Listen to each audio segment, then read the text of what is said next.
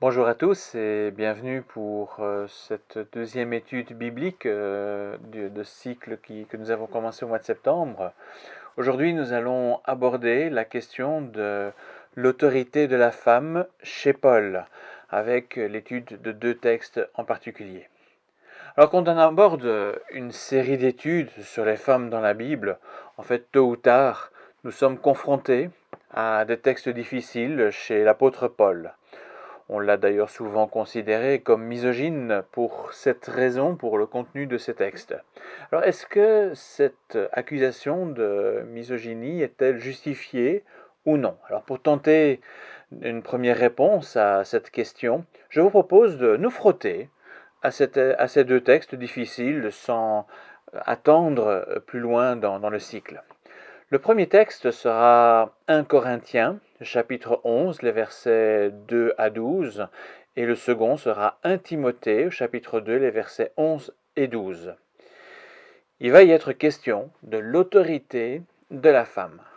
Alors juste une note entre parenthèses, pour cette étude, je reprends avec son autorisation plusieurs éléments de notes reçues par mon collègue pasteur évangélique à Courcelles, Christophe Blom, et je le remercie pour ces notes. Alors avant de lire le premier texte, un petit mot s'impose sur la traduction que nous utilisons en français. En effet, le nœud du problème que suscite ce texte provient d'un choix de traduction. En grec, et plus encore en hébreu, le langage est assez concis.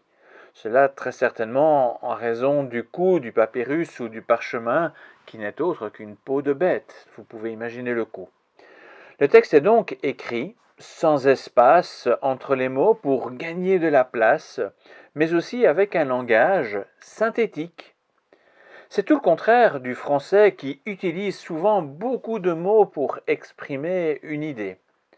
Cela a pour conséquence que le traducteur, qui traduit un texte de l'hébreu ou du grec, est obligé d'ajouter des mots en français pour rendre compte du sens du texte d'origine.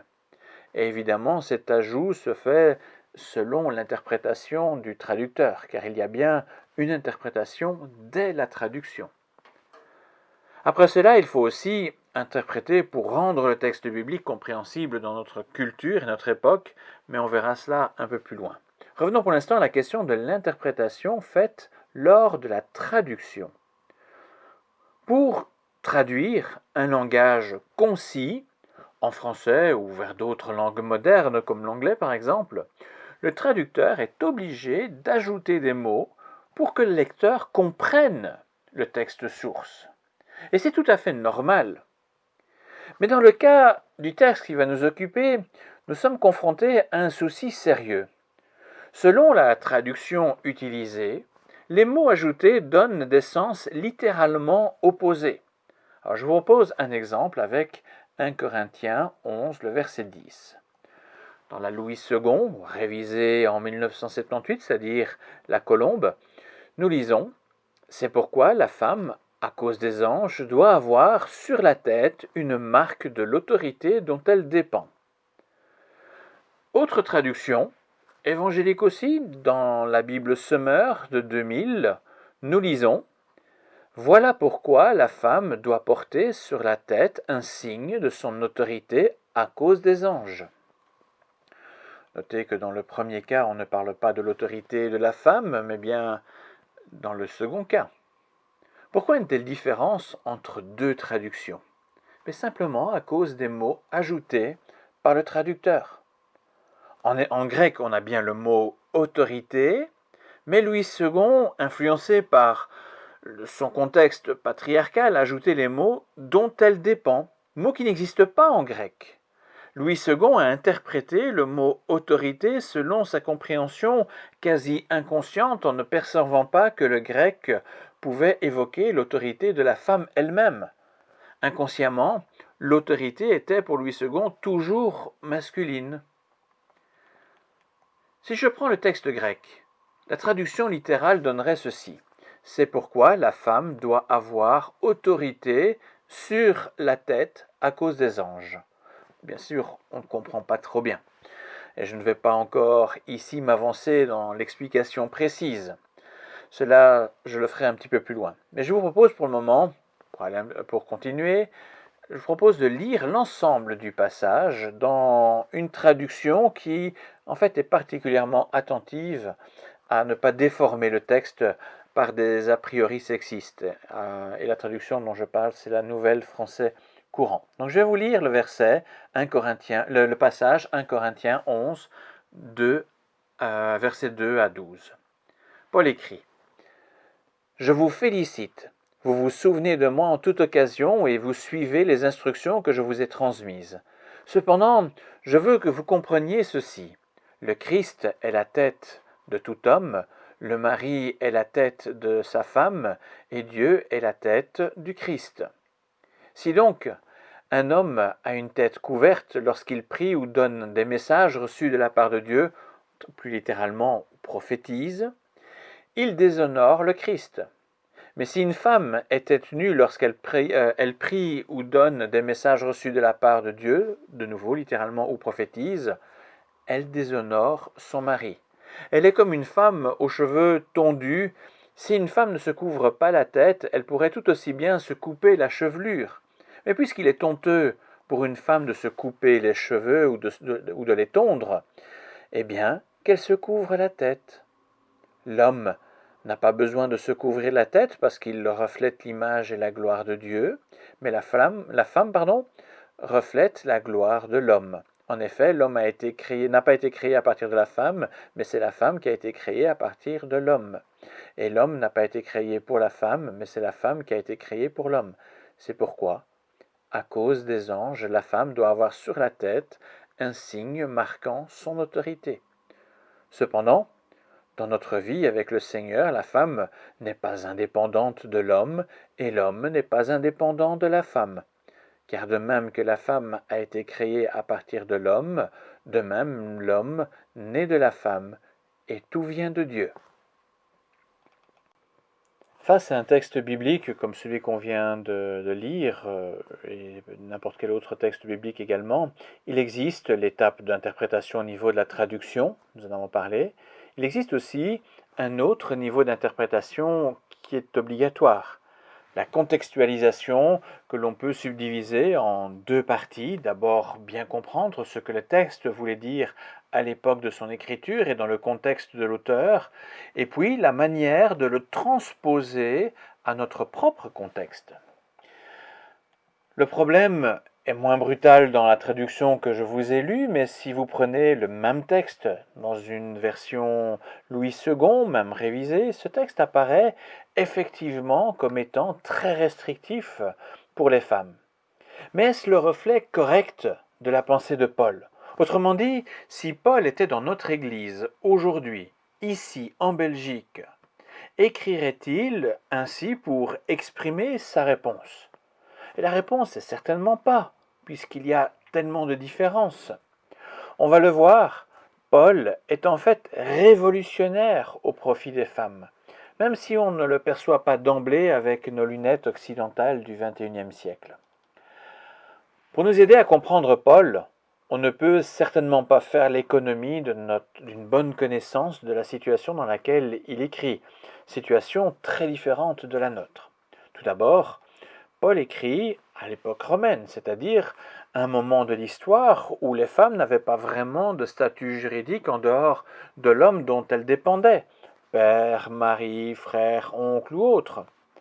Elles n'avaient pas vraiment le droit à la parole publique. Ne l'oublions pas, le droit de vote donné aux femmes, et qui nous semble tout à fait normal aujourd'hui, date seulement de 1948 en Belgique. Cela ne fait que 72 ans que les femmes ont le même statut juridique que les hommes pour voter. Alors imaginez, il y a 20 siècles. Un deuxième élément important à savoir, à part une exception dont je parlerai plus loin, les rôles influents au niveau religieux étaient essentiellement tenus par des hommes. Je vais parler des rôles plutôt de clergé. Je parle aussi ici des religions classiques en rapport aux divers dieux gréco-romains du Panthéon.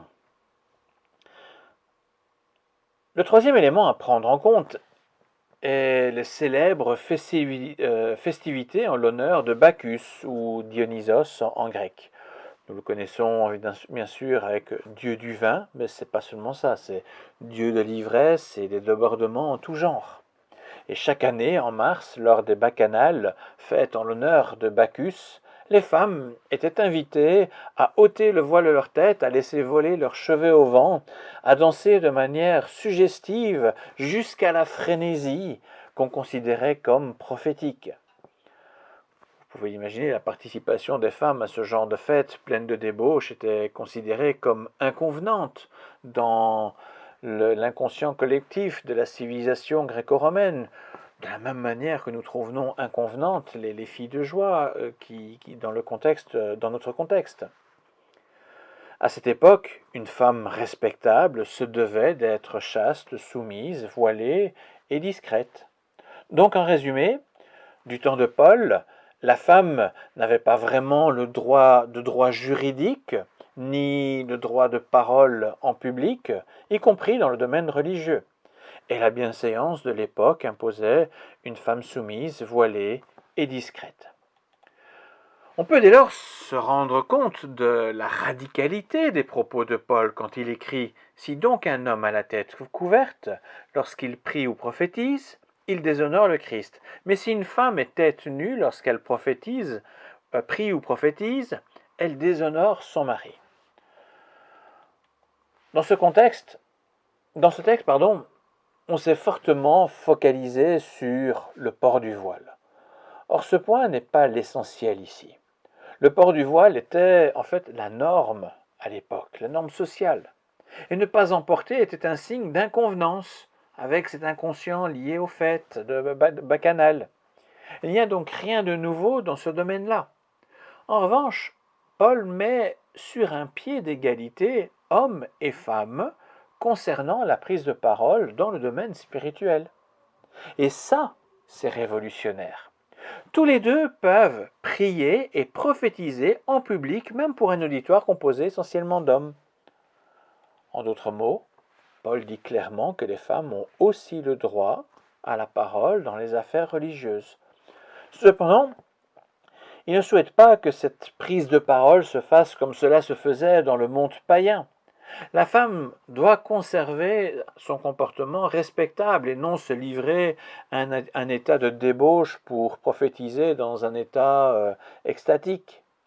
Ainsi donc, tout en présentant une autre façon de prophétiser, non seulement Paul ne veut en aucune manière bouleverser les fondements sociétaux de son temps et les codes de son temps, mais de plus, de façon subtile, il veut réhabiliter les femmes aux côtés des hommes dans un ministère de parole adressé à tous. Une question doit être éclaircie. La signification du ministère prophétique. Trop souvent, dans notre compréhension moderne, on considère la prophétie comme étant la faculté de prédire l'avenir. Or, ce n'est qu'une part assez marginale de la prophétie. La prophétie est avant tout une parole prononcée par un homme ou une femme au nom de Dieu. La première fois qu'il en est question, c'est au sujet d'Abraham. On ne s'attend pas à ce personnage, mais en Genèse 20, verset 7, on voit Dieu qui somme Abimelech de rendre Sarah à son mari, car, dit-il, Abraham est prophète, et il priera pour la protection d'Abimelech. Il n'est absolument pas question de prévenir l'avenir ici, seulement de parler au nom de Dieu.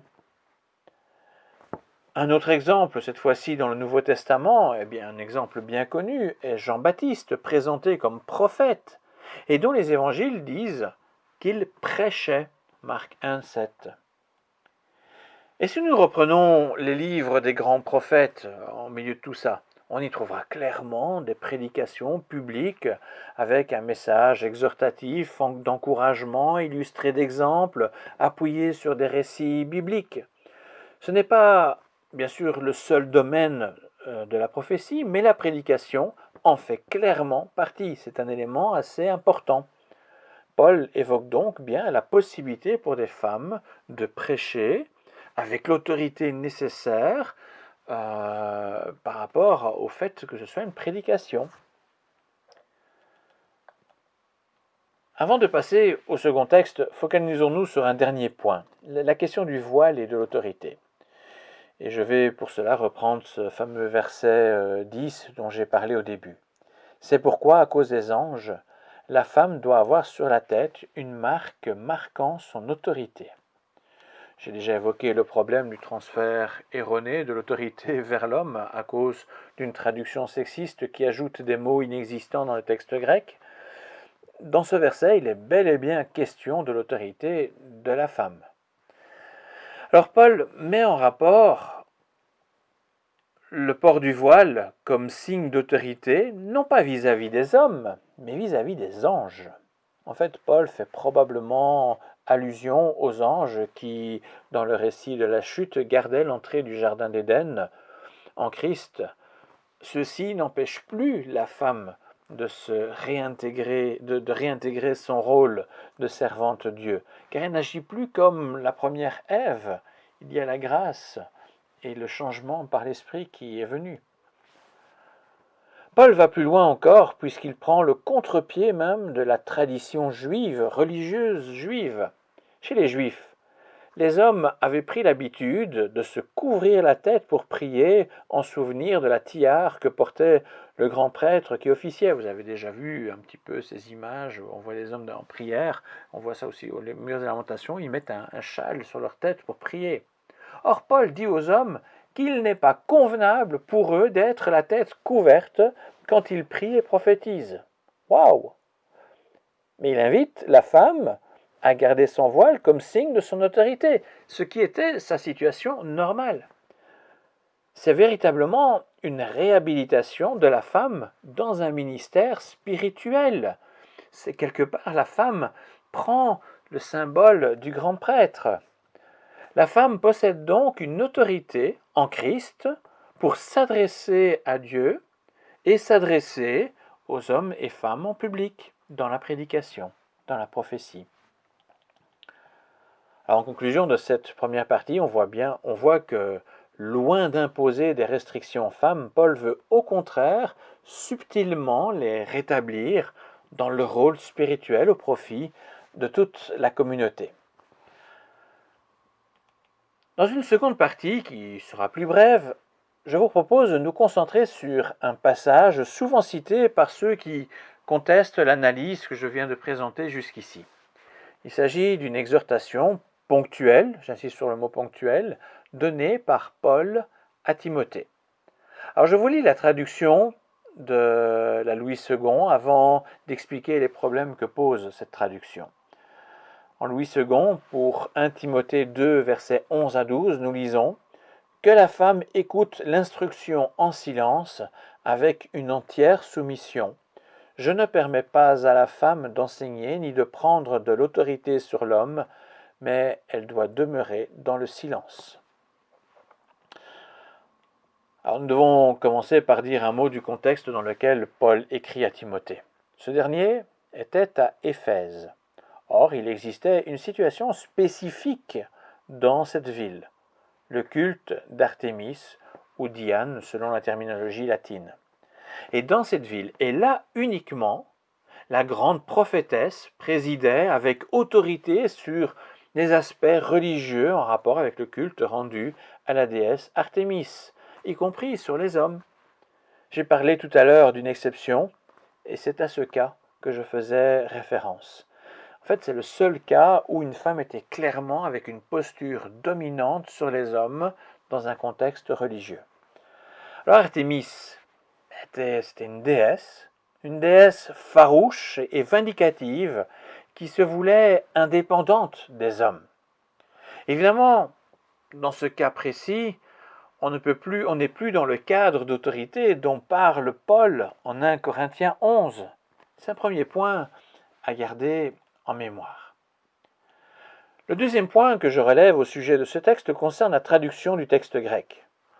Louis II traduit les versets 12 en écrivant « Je ne permets pas à la femme d'enseigner, ni de prendre de l'autorité sur l'homme. » Ni enseigner, ni prendre autorité sur l'homme. Second utilise le mot ni pour traduire un mot grec au sens en fait plus nuancé. Selon Second, il présente deux interdictions qui s'accumulent comme une liste. On ne peut pas enseigner, on ne peut pas prendre autorité. Or, en grec, le sens est plutôt « je ne permets pas aux femmes d'enseigner en prenant autorité sur l'homme ». Le problème n'est pas d'enseigner, mais d'avoir un enseignement pour dominer. Un deuxième élément de traduction à considérer est le terme traduit par « silence ». Certes, le mot grec signifie « silence », mais ce n'est pas son premier sens dans son champ sémantique. Il signifie premièrement « serein », tranquille, paisible, calme. Dans un deuxième sens, moins courant, on peut le comprendre comme signifiant casanier, respectueux des affaires d'autrui. Et puis, plus rarement encore, il y a la signification silence. Il est donc plus logique de traduire par dans le calme ou dans la sérénité et non en silence. Et ça donne des choses très différentes. Troisièmement, quand Paul écrit « je ne permets pas », il s'agit dans le texte grec d'un impératif, d'un indicatif présent qui régit trois infinitifs qui viennent à la suite. Enseigner, prendre autorité et être. Avec une telle construction grammaticale, on doit donc traduire de la manière suivante. Je ne permets pas d'enseigner de manière à prendre autorité sur l'homme, mais d'être dans la sérénité. En fait, dans le contexte d'Éphèse, ce que Paul veut absolument interdire, c'est qu'une femme domine abusivement sur un homme à la manière d'Artémis. Ainsi donc, si on évite un a priori sexiste dans la traduction, on retrouve la traduction donnée dans la Nouvelle Français courant, que les femmes s'instruisent, qu'elles le fassent avec une entière soumission ou en toute obéissance, et dans une attitude de tranquillité. Je ne permets pas à la femme d'enseigner en prenant le dessus sur l'homme, qu'elle garde une attitude de tranquillité. L'exhortation de Paul est donc la suivante. Paul exhorte les femmes à s'instruire, c'est-à-dire à étudier la parole de Dieu, de sorte à être soumises au Christ. C'est cela l'obéissance dont j'ai parlé. Mais cela doit se faire dans la sérénité et non dans un contexte féministe où elle chercherait à écraser les hommes à la manière d'Artémis. Alors je vais à présent conclure. J'ai bien conscience que la traduction de Louis II, et ce n'est pas la seule, a eu un très grand impact sur la question de l'autorité de la femme dans l'Église. Tout comme ce traducteur, excellent au demeurant pour son époque, nous n'échappons pas non plus à une culture ambiante où le sexisme est toujours présent. C'est donc des textes difficiles qui suscitent beaucoup d'émotions. Toutefois, malgré les difficultés de les aborder, il est aussi important pour nous de les étudier en détail et de ne pas esquiver la difficulté. Les étudier en détail également de façon sereine pour éviter la domination d'un sexe sur l'autre, y compris la domination masculine sur les femmes. Dieu a créé l'homme et la femme, tous les deux à son image, reflétant sa gloire, égaux en dignité. Et puis un tout dernier point, il ne faut pas confondre une autorité de service avec une autorité de domination. La domination abusive est un péché. Jésus nous montre un tout autre exemple d'autorité, celle d'être des serviteurs et d'être le plus petit. En Marc 10, 42 à 45, nous lisons ces mots et je termine avec ça. Alors Jésus les appela tous et leur dit, vous le savez, ceux que l'on regarde comme les chefs des peuples les commandent en maîtres, et les personnes puissantes leur font sentir leur pouvoir. Mais cela ne doit pas se passer ainsi parmi vous. Celui qui veut devenir grand parmi vous sera votre serviteur, et celui qui veut être le premier parmi vous sera l'esclave de tous. Car le Fils de l'homme n'est pas venu pour être servi, mais pour servir, et donner sa vie comme rançon pour libérer une multitude de gens. Merci pour votre écoute et à très bientôt pour une autre étude biblique sur le thème des femmes dans la Bible.